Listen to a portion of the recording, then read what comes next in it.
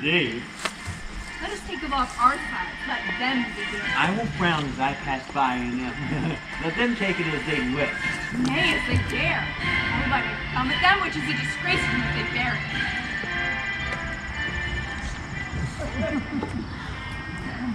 Do you bite your thumb at us, sir? Why do you bite my thumb, sir? Do you bite your thumb at us, sir? Is law of our side if I say aye? No. No, sir, I do not bite my thumb at you, sir, but I do bite my thumb, sir. Do you quarrel, sir? Quarrel, sir? No, sir. But if you do, sir, I am for you. I serve as good a house as you. No better. Well, sir. Say better, for here comes one of my master's kinsmen. Yes, better, sir. You lie. Draw if you be men. Gregory, remember thy washing glove. What?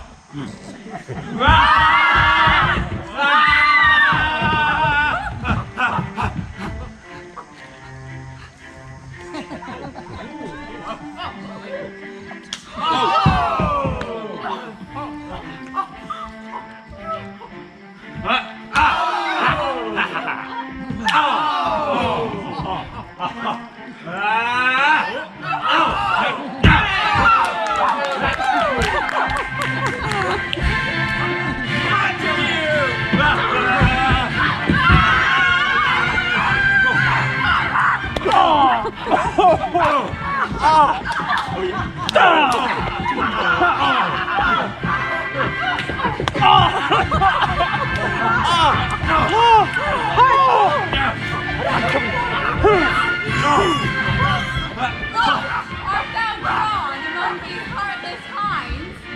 Turn thee then, Romeo, and look upon thy death. I do but keep the peace. Put up thy sword, and manage it to part these men with me. What? Drawn and talk of peace? I hate the word, as I hate hell, all Montagues, and thee. Have that thee, coward! Benvolio, come on! Hey, Benvolio! Oh, Kibble! Oh, Kibble! Oh, Rebellious subjects! Enemies to peace. Throw your mistempered weapons to the ground and hear the sentence of your moving prince.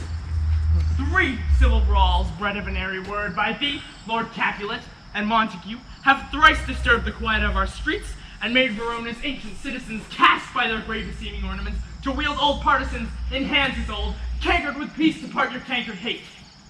If ever you disturb our streets again, your lives shall pay the forfeit of the peace. For this time, all the rest depart away. You, Capulet, shall go along with me, and Montague, come you this afternoon to know our farther pleasure in this case, to old Freetown, our common judgment place.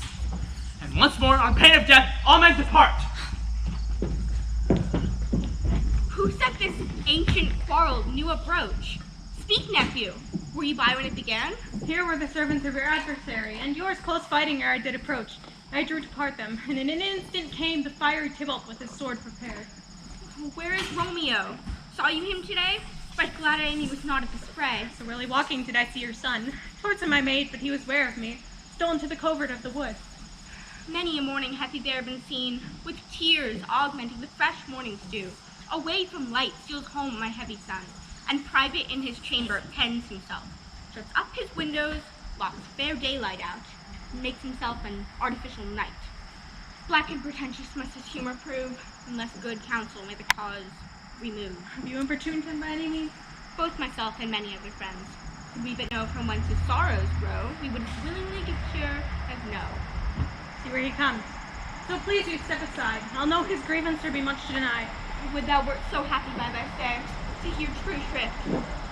Tomorrow, cousin. It's the day so young. What news struck not? I me, sad hours seem long. Is that my mother that went hence so fast? It was. But sadness lengthens Romeo's hours. Not having that which having makes them short. In love. Out. Of love. Out of her favor where I am in love. Alas, that love so gentle in his views should be so tyrannous and rough and cruel. Alas, that love whose view is muffled still, should without eyes see pathways to his will. Where shall we dine? Oh, me? What fray was here? Yet, tell me not, for I have heard it all. Here's much to do with hate, yet more with love. This love feel I that feel no love in this. Why dost thou laugh? No, cause I rather weep. Good heart, at what? At thy good heart's oppression. Such is love's transgression.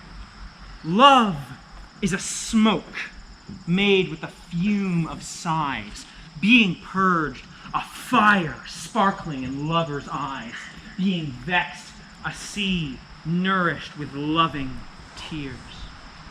Farewell, my fellows. Soft, I will go along. And if you leave me so, you do me wrong. Tut! Man, I am not myself. I am not Romeo. He's some otherwhere. Tell me in sadness, who is that you love? A sick man in his sadness makes his will. A word ill-urged to one that is so ill. In sadness, cousin, I do love a woman. I am so near when I suppose to love. A right good marksman, and she's fair I love. A right fair mark for a cause as soon as hit. And in that hit you'll miss. She'll not be hit with Cupid's arrow. She hath Dian's wit. And in strong proof of chastity well armed, from Cupid's childish bow she lives uncharmed. And she has sworn that she will live chaste. She hath forsworn to love, and in that vow do I live dead that live to tell it now. Be ruled by me, forget to think of her. Oh, teach me how I should forget to think. By giving liberty into thine eyes, examine other beauties. A man struck and blind cannot forget the precious treasure of his eyesight lost. Show me a mistress that is passing fair. What doth her beauty serve, but as a note, when I can read what passed that passing fair? Thou canst not teach me to forget. I'll pay that doctrine or else die in debt. Montague is bound as well as I am in county, like and 'tis not hard, I think, for men so old as we to keep the peace. Of honorable reckoning are you both, and pity 'tis you lived at odds for so long. But now, sir, what say you to my suit? Saying what I have said before, my child is yet a stranger in the world. She hath not seen the change of 14 years. Let 2 more summers within her pride, we may think her right to be a bride. Younger than she, her happy mother's maid. Too soon married, though so early made. This night I hold an old accustomed feast, whereto I've invited many guests, such as I love, and you among the store. One more most welcome makes my number more. Come, go with me. Go, sire, trudge about Fairbaron and find those persons out whose names are written there, and to them say, my house and welcome on the precious. Go on. Find them out whose names are written here. It is written of a shoemaker in metal with his yard, and a tailor with his lash, the painter with his net, the fisher with his pencil. But I am sent to find the names the writing person here writ, and can never find the persons the writing person hath here writ. I must have learned in good time. Hot man, one fire burns out, another's burning. One pain is lessened by another's anguish. Turn giddy, be helped with backward turning. One desperate grief is cured with another's languish. Take thou some new infection to thine eye, and the rank poison of the old shall die. Your plantain leaf is good enough for that. For what, I pray thee? For your broken shin. What, Romeo, art thou mad? Not mad, yet bound more than a madman is. Kept up in prison, kept without my food, beaten and tormented and... Good evening, good fellow. God-given good evening. I pray, sir, can you read? Aye, mine own fortune and my misery. Perhaps you have learned by the books. But I pray, can you read anything you see? Aye, if I know the letters and the language. You speak honestly. Rest you, Mary. Stay, fellow, I can read.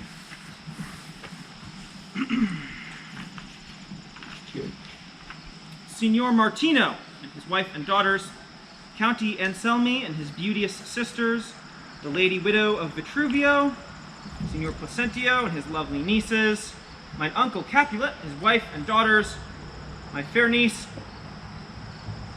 Rosaline and Livia, Signor Valentio and his cousin Tybalt, Lucio and lively Helena, and County Mercutio. A fair assembly. Whither should they gather? Up Whither? to our house. To whose house? My master's. Indeed, I should have asked thee that before. Now I'll tell you without asking. My master is the great, rich Capulet. And if you be not of the house of Montague, then I pray, come and crush a cup of wine with us. Rest you, Mary. this same ancient feast of Capulet sups the fair Rosaline, who thou so loved, with all the admired beauties of Verona. Go thither, with unattainted eyes, compare her face with some that I will show, and I will make thee think thy swan a crow. I'll go along, no such sight to be shown, but instead to revel in splendor of mine own.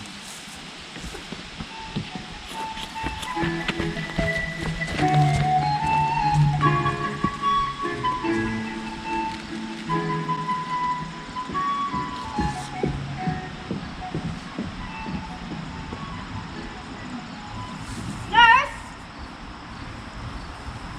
Where is my daughter? Call her forth to me. By my maidenhead at 12 years old I bade her come. What lamb? What ladybird? God forbid, worship girl, what Juliet! And now, who calls? your mother? Madam, I'm here. It is your will. This is the matter. Nurse, give leave a while. We must talk and see. Nurse! Come back again. I had delivered me thou hearest our counsel.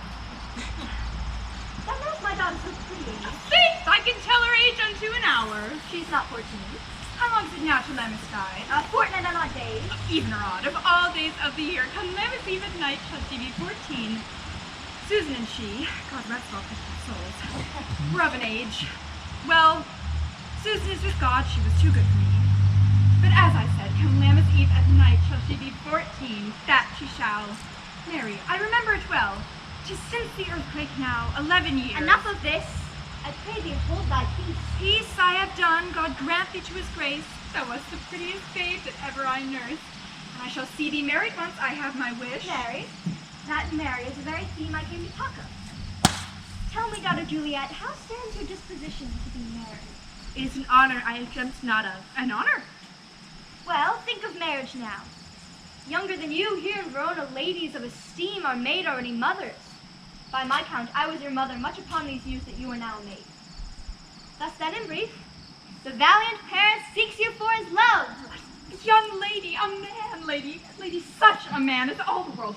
Why, he's a man of wax. Verona's summer hath not such a flower. Nay, in faith, he's a flower, a very flower. What say you? Can you love the gentleman? This night you shall behold him at our feast. Read o'er the volume of young Paris' face, and find delight writ there with beauty's pen. Examine every married lineament, and see how one another lends content. And what obscured in the spare of all you lies, find written in the margin of his eye. This precious book of love, this unbound lover, to beautify him only lacks a cover. The fish lives in the sea, and 'tis much pride for fair without the fair within to hide. That book in many's eyes does share the glory, and in gold clasp lock in the golden story. So shall you share, lady, doth possess, by having him, making yourself no less. No less, nay, bigger, for women grow by men. Speak briefly. Can you like a parent of love? I'll look to like if looking like can move, but no more deep line dart mine eyes. And your consent gives strength to make it fly. Madam, the guests are here, supper served up. You called, my young lady asked for the nurse, cursed in the pantry, and everything in extremity. I must hence to wait, I beseech you, follow straight. We follow thee. Juliet, the county stays. Go, girls, seek happy nights to happy days.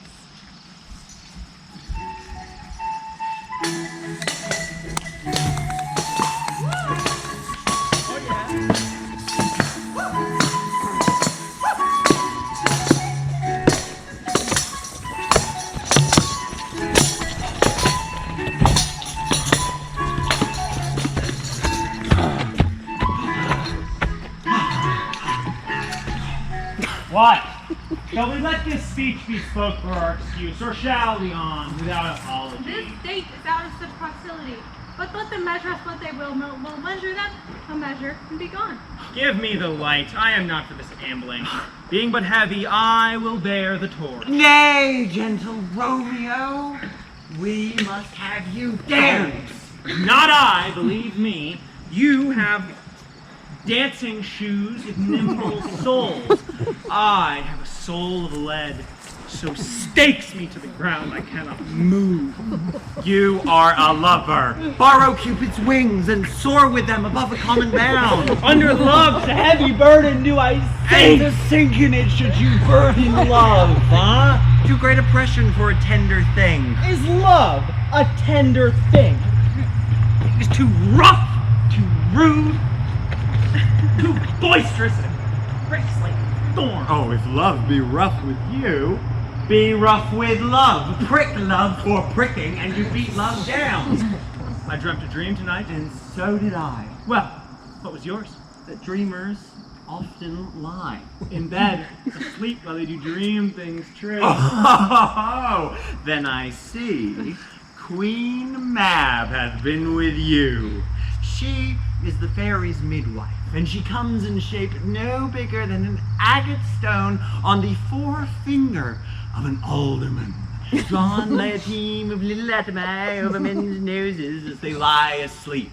Her wagon spokes of long spinner's legs, the cover of the wings of grasshoppers, her traces of smallest spider's web, her collars of the moonshine's watery beams, a whip of cricket's bone, the lash of film, her wagoner, a small gray-coated gnat, not half so big as a round little worm, pricked from the lazy finger of a maid. Her chariot is an empty hazelnut made by the joiner squirrel or old grub, time out of mind, the fairies' coachmakers. And in this state, she gallops night by night through lovers' brains, and then they dream of love.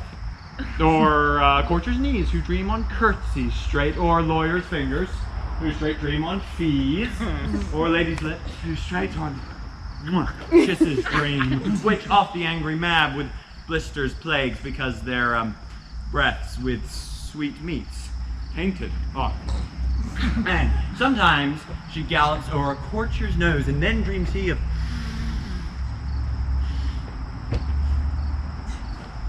smelling out a suit. Sometimes comes she with a tied pig's tail, tickling a parson's nose as he lies asleep, and then dreams he of another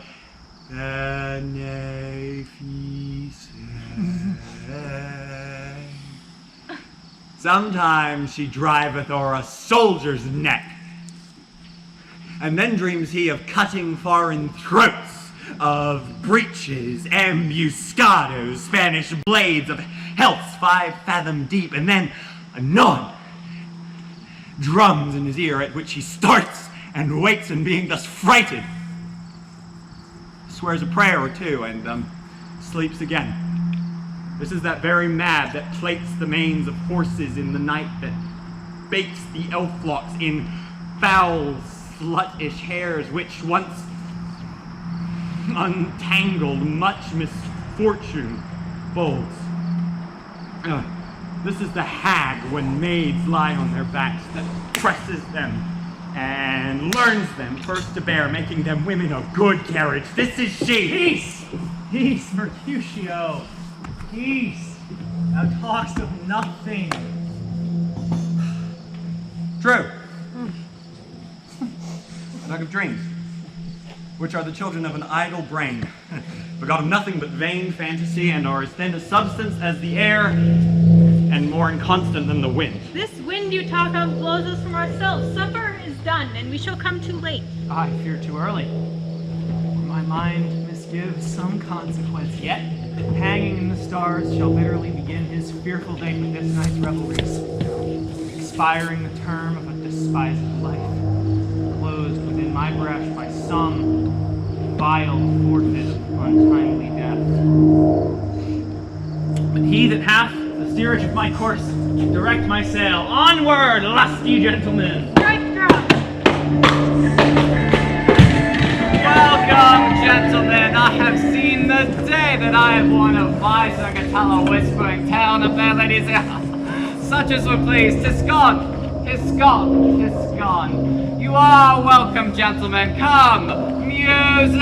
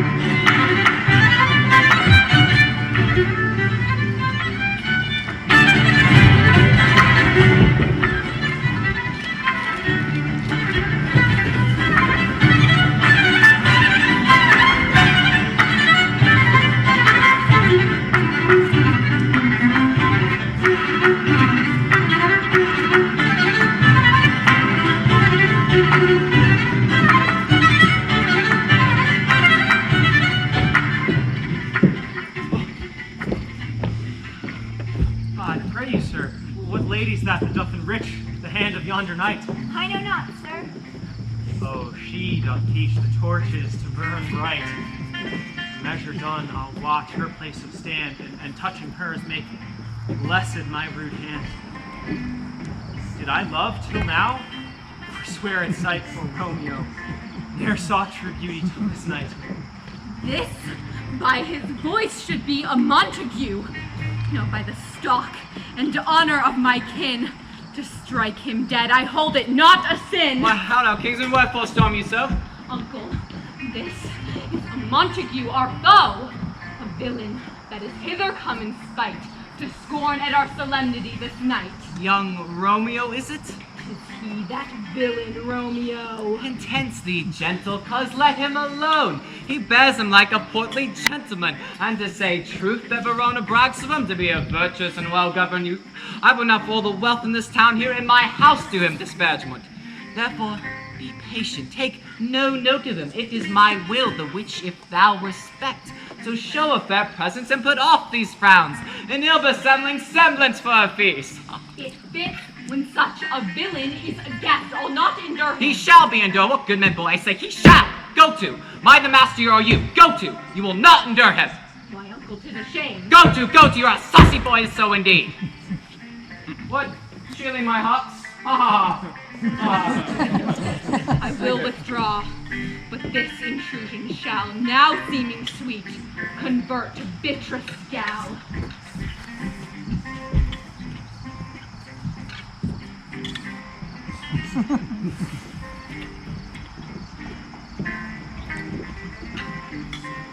If I profane with my unworthiest hand this holy shrine, the gentle sin is this: my lips to blushing pilgrims ready stand to smooth that rough touch with a tender kiss. Pilgrim, you do wrong your hands too much, which mannerly devotion shows in this. For saints have hands that pilgrims' hands do touch, and palm to palm is holy palmer's kiss. Have not saints' lips, and holy palmers too? I, pilgrim, lips do not even good. Why then, let lips do what hands do. They pray, grant thou lest faith turn to despair. Saints do not move, though grant for prayer's sake. Then move not, while my prayer's effect I take. And have my lips the sin they have took. Sin from my lips. Try by trespass sweetly urged. Give me my sin again. And kissed by the book. Madam! My mother craves a word with you. What is her mother? Mary Bachelor, her mother is the lady of the house, and a good lady, and wise and virtuous. Is she a Capulet? Oh, dear account, my life is my foe's death. Away! Begone, sport is at its best. Aye, so I fear. More is my unrest. Nay, gentlemen, prepare not to be gone. We have a trifling, foolish banquet towards us. Is it even so? Why then, I thank you, honest gentlemen, I thank you. Good night. Good night. Come hither, nurse. What is yon gentleman? That I think the young Petruchio. And what he that follows, the one that would not guess? I know not. Go ask his name. If he be married, my grave be as like to me as my wedding bed. His name is Romeo, and he's a Montague, the only son of your great enemy. My only love sprung from my only hate. Too early seen unknown and known too late. Prodigious birth of love it is to me, that I must love a loathed enemy. What's this? What's this? A rhyme I know even now.